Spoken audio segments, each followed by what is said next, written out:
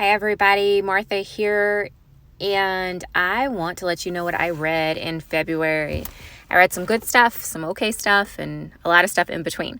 So let's get started. The first book I read was The Last House on the Street by Diane Chamberlain. And I gave this a 4.25, although reflecting upon it, I might have been a little generous, probably just a 4.0, solid 4. It was a great book. It was beautifully written, and it weaves two timelines together in the end. And the first timeline, the one that takes place in the 1960s, was the one that captivated me the most. So if you're into historical fiction, I think you'll really like that as well. But it's about a 16-year-old girl who is wanting to work with the Scope group to register Black voters in the South when they were threatened and their lives were threatened even when they had the desire to register to vote.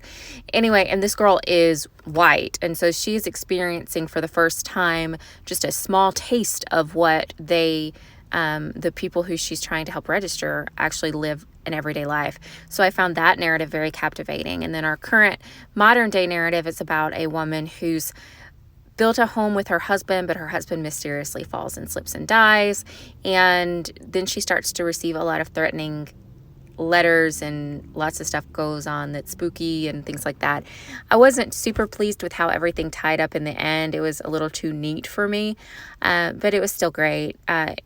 It was one of those reads that went very fast. It was very entertaining. If you are in a reading slump, this would be a good one to get you out of it. Next read was one I was really looking forward to, by Silvia Moreno-Garcia, and she is the author of Mexican Gothic, which, believe it or not, somehow I'm just now reading. Yes, I know, I'm 1.5 million years behind. But, so this is her sophomore attempt, I think. I don't think she has any other novels. I guess I could scroll down here and see, there's a reason why I'm on there. Okay, I'm wrong. I don't think it is her sophomore attempt. Anyway, so it's another novel by Moreno-Garcia, and I was captivated by it because of the setting. It does have a sense of a Gothic setting in a natural way, which I found very interesting. And it has this theme of Frankenstein woven throughout it, and you'll see when you read the book. I don't want to give too much away. And that premise was so intriguing to me. However, the conflict in the story was so boring. So I think if this had the same setting, it had the same characters, because I loved the characters. Oh, they were great. But just a different conflict. The main conflict was basically the people who are funding this operation that they're doing want to pull out funding, and so the daughter is having to perhaps marry one of the sons. I just didn't find that to be very interesting. But another conflict would have made this so good. But as it was, I still gave it a 4-star. The Night She Disappeared is next, by Lisa Jewell. And I think this might be the first Lisa Jewell novel that I've read. But as thrillers go, this one has stayed in the forefront of my mind.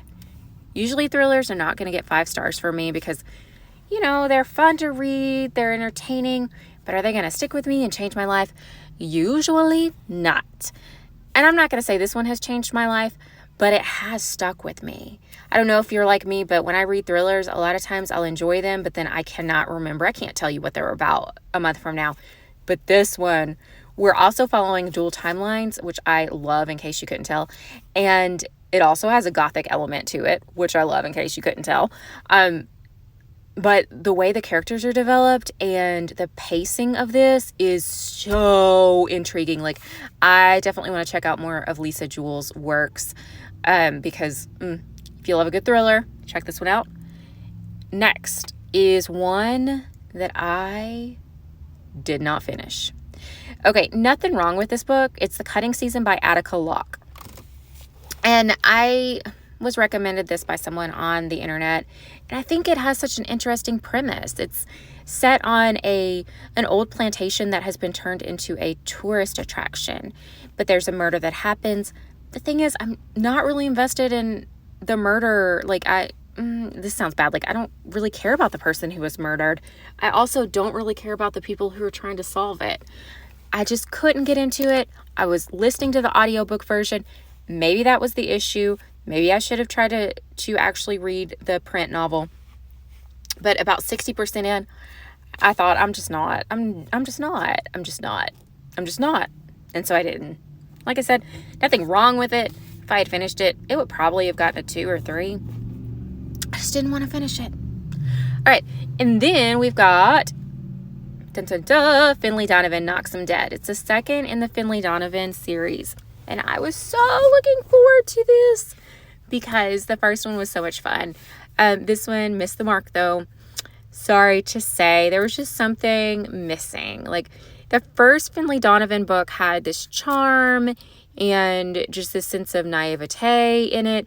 And this one did not. It was much more serious. And then there were so many unlikely twists and turns that, and everything seemed to work out just perfectly, beautifully.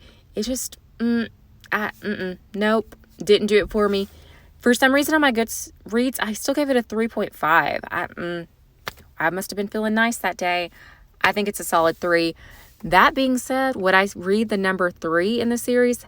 Absolutely. Absolutely. All right, we're getting to the end. The next book is The It Girl by Ruth Ware. She's another one of those thriller authors who I tend to enjoy. Just somebody who I pick up if I need a familiar writing style to read and fly through it. This one very much captivated me. It does have that dark academia feel to it and gothic setting. Love me a gothic setting.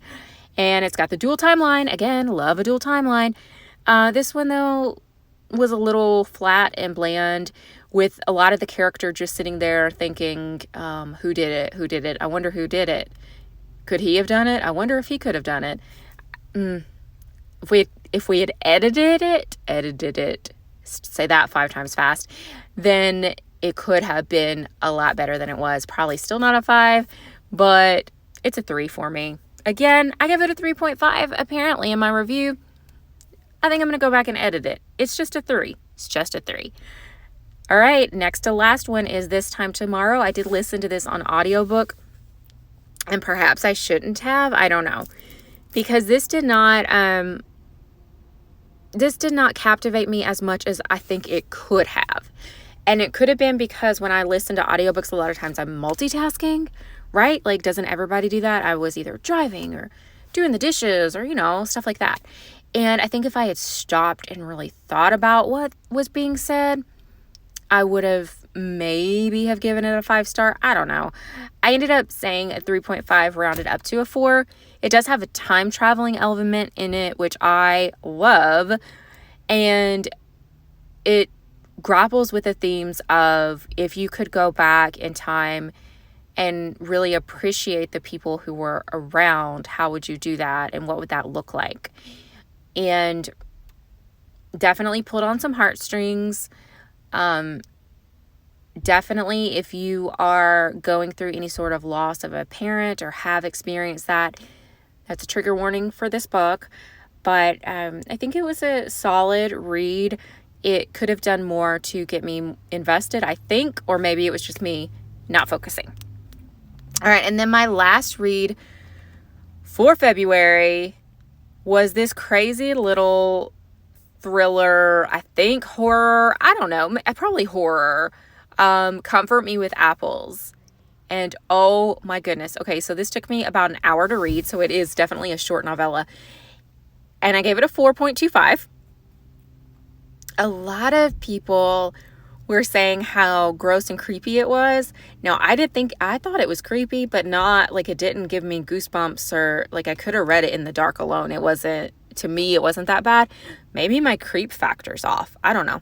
But this is a novel or novella set in a Stepford Wives type community where everything's perfect and this wife has to abide by certain rules and she has a controlling husband. And I really can't tell you anymore unless I were to give away some of the thoughts. But after reading it, and if you really think and stop and reflect on what the author is saying, then that's where all the creepiness and everything like that just comes together and ties up in a nice little bow, and I really wish I could say more, but I can't without ruining the novel. I think you should check it out at least, and perhaps read it another time. I think I'm going to do that to see how much the allegory really plays through. And if it weren't so gruesome and gross, I would even have my high school students read it, because it is such an excellent example of allegory. But don't worry, I'm not. Like, if you're a parent out there listening to this, I'm not. Don't worry. I'm not. So that was it for February. So no 5-star reads. Wah wah. Came close a couple times, and no horrible reads. So that's good, right? All right. I will be back with you guys next month.